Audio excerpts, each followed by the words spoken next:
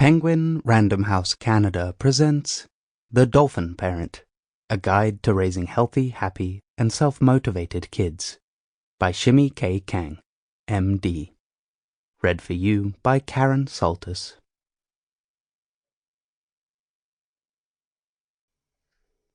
Introduction. Facing the tiger in me. I'm late again. It seems like I'm always late getting to and back from piano lessons, soccer practice, and swimming lessons. My mind is racing with everything I need to do. I've got emails to send, deadlines to meet, and food to pick up. It feels like the list never ends. I've got to get some caffeine in me, I think. Maybe I even say it out loud. As my anxiety builds, my nerves become jangled and my head starts to tighten. Both will feel worse after a cup of coffee, but I'm not thinking about that. I'm just thinking about how I need to not take that nap that is calling me so sweetly. I look in the rearview mirror to change lanes and catch sight of my son in the back seat. He looks so flat, empty, and lost that my heart breaks a little. Maybe more than a little. "What's wrong, sweetie?" I ask. "Mom," he sighs wearily, barely audible. "I don't want to go to piano. I just want to go home and play."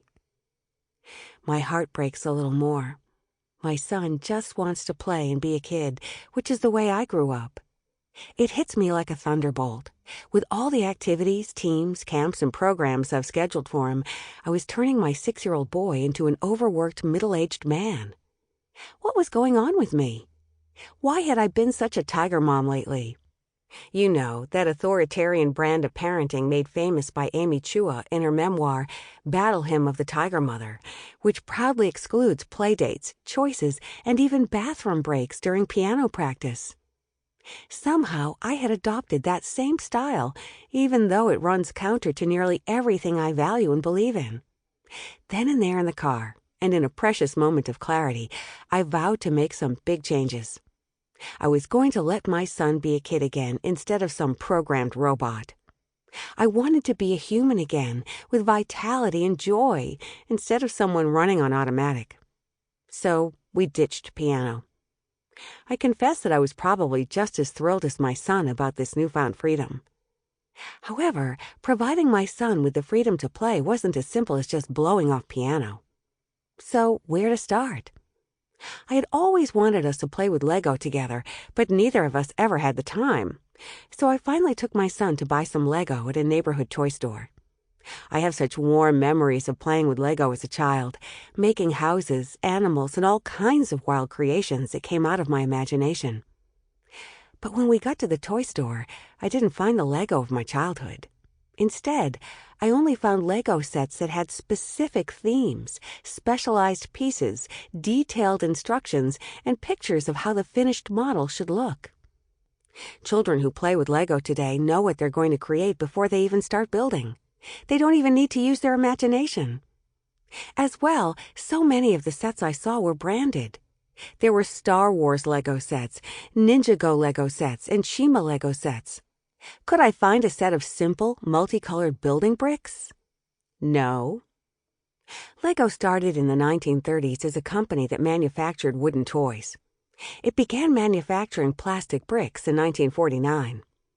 Before instructions, Lego gave children the freedom to build whatever they wanted: spaceships, magical wands, cars, giraffes, or train stations. A few props, such as wheels in 1961 and people in 1978, were introduced over the years for children to use if they wished. But Lego bricks, building blocks for something imaginative, were always the main attraction. In the early 1990s, Lego began selling themed sets, which were typically introduced before the winter holiday season, and then often quickly discontinued in the new year. These sets were expensive and short-lived. Where once Lego sets lasted 10 years or even 2 generations, new themed sets lasted merely 1 season.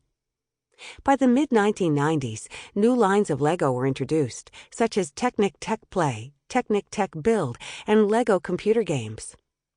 Lego would market and briefly release a new themed set, and parents were expected and became accustomed to rushing out and buying that set at an astronomical price. Parents who didn't get to the store while stock was available or couldn't afford to spend $100 on Lego every 4 months were left to feel inadequate. In 2011 alone, 10 new themed sets of Lego were introduced and were available for a limited time only. When my son and I got home, he opened the Lego set he had chosen, and we were both stymied on how to put the model together. Quickly frustrated, I sent him off to find his dad. Then we both watched my husband struggle with the instructions as if he were putting together some complex piece of IKEA furniture. Lego isn't even play anymore.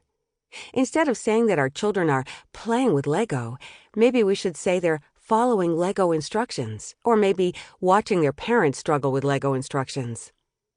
Sure, children may play with their Lego Star Wars spaceship once in a while, when it's not on display.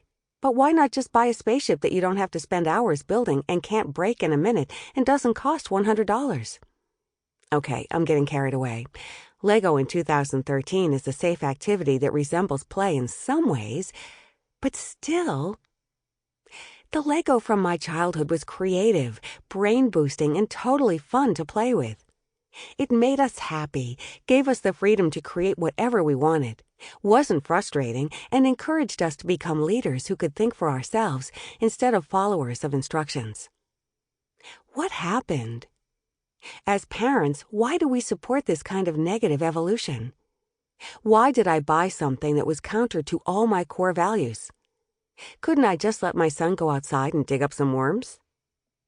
I finally realized not only that I could, but also that I must, because that's what he really needed.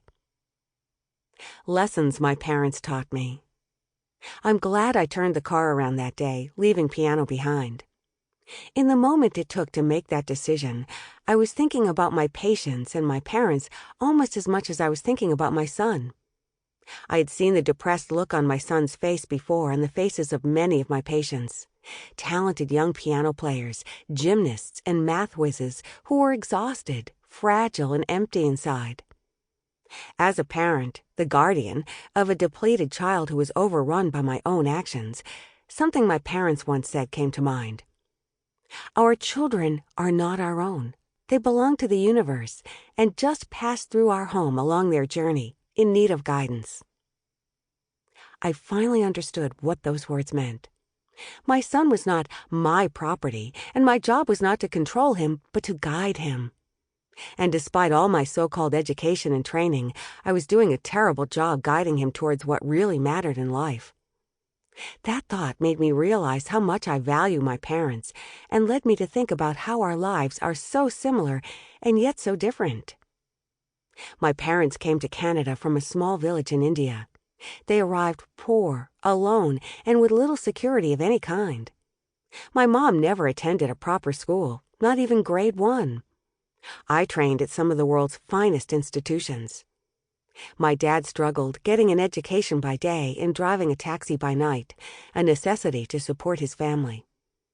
I struggled juggling my 3 young children, my aging parents, my marriage, my home, a full-time career, community service, family, friends, but also a myriad other often unnecessary distractions.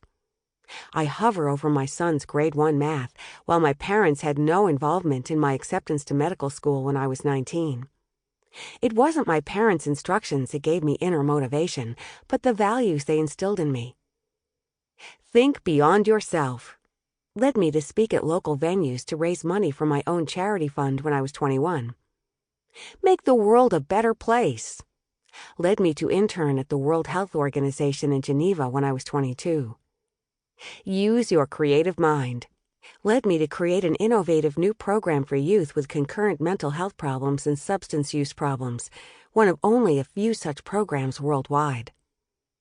Lead by example led me to take the position of Associate Medical Director of an emerging biotech company in Boston, while working towards being the Medical Director of Vancouver's child and youth mental health programs. What's truly important in life, I learned from my parents. Growing up, I witnessed my parents' profound work ethic, also exhibited by my older siblings, as well as their ability to adapt and innovate, and their unwavering commitment to family and community. Our home wasn't always happy, far from it. Like any family, we had our fair share of stress and discord, including many serious problems. Despite these, as a child, I always... Sample complete. Ready to continue?